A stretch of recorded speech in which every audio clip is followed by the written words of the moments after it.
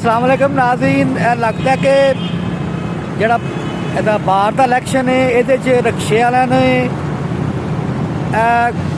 ਸੰਘਾੜੇ ਲਾਉਣ ਵਾਲੇ ਰੇਹੜੀਆਂ ਵਾਲੇ ਨੇ ਔਰ ਫਸਲ ਬੱਕਰੇ ਵੇਚਣ ਵਾਲਿਆਂ ਨੇ, ਲੋਡਰ ਵਾਲਿਆਂ ਨੇ, ਇਹਨਾਂ ਨੇ ਸਾਰਿਆਂ ਨੇ ਵੋਟ ਪਾਉਣਾ ਹੈ। ਕਿਉਂਕਿ ਅਗਰ GT ਰੋਡ ਦੇ ਉੱਤੇ ਇਹ ਪੈਦਲ ਸ਼ੈਨਰ ਇਹਨਾਂ ਲਾਏ ਹੋਏ ਨੇ, ਇਹਦਾ ਮਤਲਬ ਤਾਂ ਇਹ ਹੀ ਲੱਗਦਾ ਕਿ ਜਿਹੜਾ ਨਾ ਉਹ ਇਹਨਾਂ ਨੂੰ ਸਾਰਿਆਂ ਨੇ ਬਾਹਰ ਦਾ ਵੋਟ ਜਿਹੜਾ ਨਾ ਉਹਦਾ ਇਸਤਿਕਾਕ ਮਿਲ ਗਿਆ।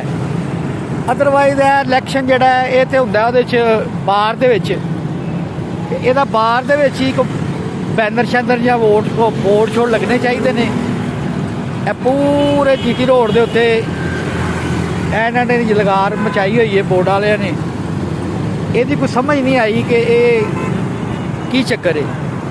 ਤੁਹਾਨੂੰ ਸਮਝ ਆਈ ਹੋਈ ਤੇ ਤੁਸੀਂ ਕੋਈ ਦੱਸਣਾ, ਬਾਕੀ ਅੱਲਾ ਹੀ ਹੈ ਵੇ।